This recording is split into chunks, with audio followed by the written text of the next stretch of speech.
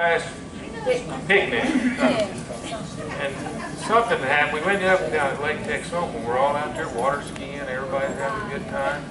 Clark said y'all were drunk. No, we wasn't drinking.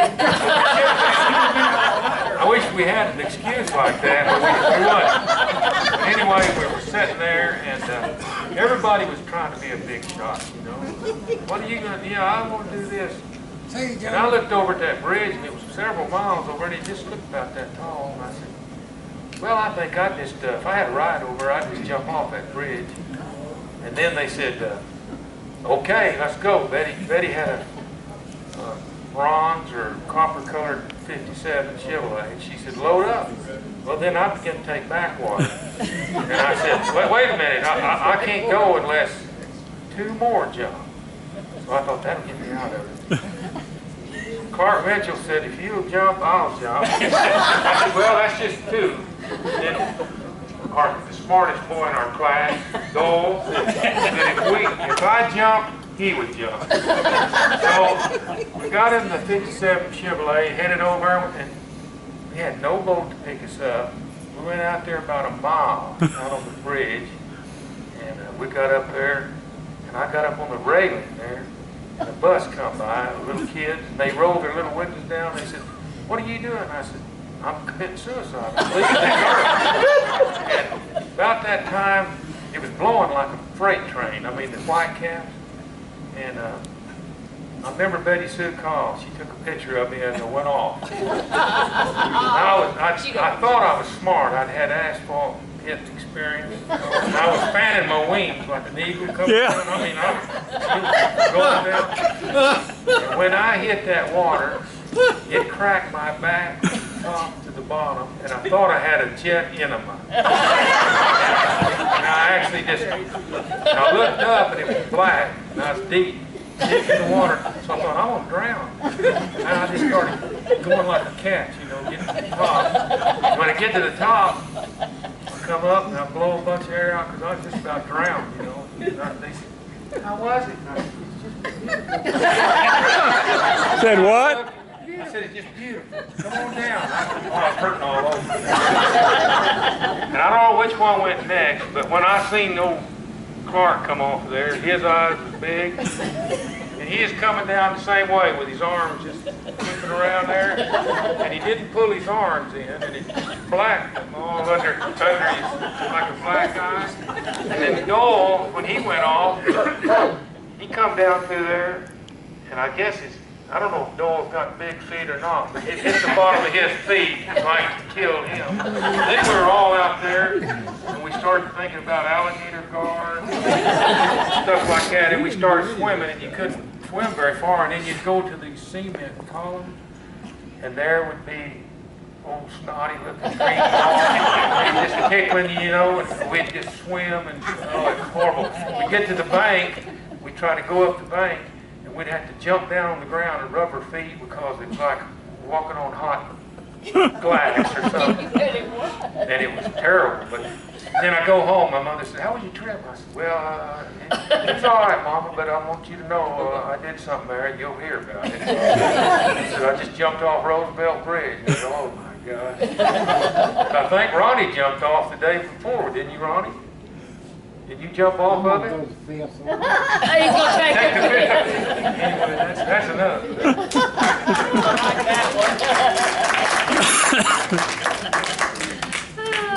Anybody else? George, you've got plenty of stories. Oh Lord, I can't even remember. My kids wanted to come up here and listen to Pinkston tell stories, and I said, yeah, he's probably not going to tell it. There'd be too many people in there. We'd be talking, visiting, and I'm sorry now I didn't tell them to come on. I want to know who was in the car that you put the electricity to on the back seat. Oh, Wayne Edson was one. I had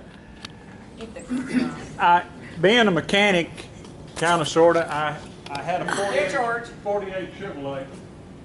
I hear real well. I think I'm talking really loud. I had a 48 Chevrolet, and if y'all remember back in the day, high school days, the back seat or the seats of the cars had an aluminum foil thread running all the way through the seats and seat backs and everywhere. Pretty popular back then. I ran an electric wire all across underneath the back seat, a bare copper wire, and it communicated with that aluminum foil. I went up to my dimmer switch and I tied it to the dimmer switch.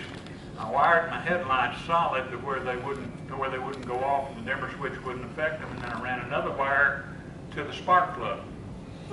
And you could go down the highway and you could hit your dimmer switch and the back seat would light up like sparklers. And I got Wayne and I got Pinkston in the back seat first. And I'm driving down the road and I don't know how I got you in the back seat to figure it out, but I got him back there in the back seat and I hit that dimmer switch. And I said, "What's the matter, Don?" He said, "Man, something got me right in the butt." So after that, we got Wayne Edson and Gilbert Jenkins, and who else was in the back seat? Riding down the back seat, Pinkston's in the front. Pinkston, we were a dozen, we said, "Let's go drag Maine." Pinkston said, "Shotgun." He knew. So we're dragging Maine. He's sitting in the front seat and he leans over and starts talking to the guys in the back seat, and I hit the dimmer switch just briefly, just for a second, and they go like that. And Pinkston said, "What's wrong?" "What are y'all doing?" And I hit it again and they did it again. And then I hit it and locked it on, and then they were like this, holding on, and Pinkston was saying, "What is wrong with you guys?" And just cracking up at the same time. It was Gilbert was one, and Wayne Edson was the other, and I don't know who else. He doesn't know who Might have been Clark. No one did. Enough dumb things. Anybody else? That was good. How about the It was horse just out? you and Charlene, or was it Mel too? Sergeant's pickup. Well, everybody got horse apples in Davis. We were riding down the street in my 48 Chevrolet, and Wayne was in the back seat. My dad used this car to go fishing down on Texoma, and he had a pillow in the back seat. And we went through Davis, and everything was quiet. We were running along, and nothing was happening. And all of a sudden, we just got pounded with horse apples, and the Davis boys were up on top of the building, of the roofs. And they knew it was a Soffer Kids car, so they were just pelting us with horse apples. And then Sarton or somebody came behind us and started, they were in a pickup, and they started pelting us with horse apples. Out the back window was just being pelted with horse apples, and Wayne picked up the pillow and put it over his head to keep, because he thought the glass was going to break out. And I was trying to get away from him in a 6-cylinder car, and they were in the V8, pickup. And we went down through the Davis side streets, and it was coming up on the railroad tracks, and a train was coming. So I went as fast as I could. I beat the train. I knew I could beat the train, and I knew they probably couldn't. And sure enough, when I crossed the railroad track, as soon as you cross the railroad track, you're on Highway 77, just south of Davis, about a half a mile. We went over the railroad track. The train was roaring down through there. The guys from Davis stopped. We couldn't stop to cross 77. We was going too fast. And so we turned after we got over 77 and went through a filling station driveway about 40 miles an hour. And the bells went ding, ding. And were you there? He's in back. In the back? Arvin wouldn't throw a horse apple and get the truck off of it. Well, he could. So I had to reach back left-handed, and that's when it hit the windshield. Arvin was in the back seat covered up with a pillow. And we went through that filling station driveway, and it went ding ding, and Edson thought the train was his. Now that's a good. It was fun. But Sergeant wound up going to jail. Sergeant, the one's pickup got blowed out, because he got picked up right in front of the drive-in theater by the highway patrol as he pulled us all over right there. Charles Walker and his flat 2-ton truck with how many baskets of horse apple did we have loaded on it? I just now called. Where is Chuck at? Chuck Walker. Charlie Walker. Remember you had that dump truck? Yes, I do. So we all got in this dump truck and it had a flatbed, or anyway, it had some sideboards on it though, but we all got in there, we had horse apples, and we were gonna head to Davis and get them, you know. So we started out, and J.T. Cotter's brother, Al Cotter, is that his name? What was J.T. Cotter? I don't know. He was up on the top of the cab, and he says, "There's one coming, get ready." And everybody got down there, got a horse apple. And he said, "Okay, get ready, here he comes." And we all throwed those horse apples, and windshields broke, lights went out, and this car goes all over the road. And we see he's not from Davis, out of town. So Chuck whips the big dump truck around, ran behind Lance's in and out, went down in these woods, hit this truck. We ran up and got us a Coke, and was acting real cool, and then Tiny comes along, and he said, "What's going on?" And they said, "Oh, there's been a wreck or something." And this guy pulls in, he's from Illinois. Ford station wagon, red and white. Kids were bawling. "What's going on here? Somebody's knocked my windows out, knocked 2 lights out." Tiny said, "We'll open up the parts store and get you some lights." Said, "You just came into a bad situation." Said, "We've got a war going between these 2 towns." Said, "You just happen to get in the middle of it." He said, "Well, it's the craziest place ever." He said, "You get me 2 lights and kind of tape my windshield, I'll get out of here." They ran up there to the Frank, whatever, Raymer parts store, got him lights. Boy, we were scared because we thought, "Oh, boy, they're going to get us."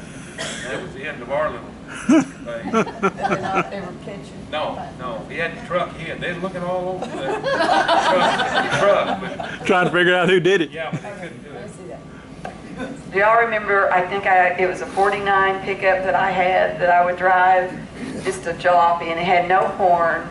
And so we had a squeeze horn, you know, with ooga, got no horn. So I had Lynn and Charlene in there with me. And we go to Dove's, so we can drag me and go to Dove's. And you know how you go around. Well, I was acting my stupid self, and I'm going round and round, and I'm honking this ooga horn, just, you know, laughing like a hyena, just going around and around and honking that thing. And I had to drive one hand and honk and look out the window and be stupid. I looked over, and those 2 were in the floorboard. I was going around and around by myself, honking this ooga horn, and those bums were on the floor. All right, next. Well, let's see, we always went out to Veterans Lake so we could catch Jerry and Betty nicking. Until Jerry got out of the car and chased some of them. Who was it? You, George? No. Or Phil? No, that wasn't me. Jerry had a reputation in those days for fighting, and so they all scattered like quail. Quail were too slow.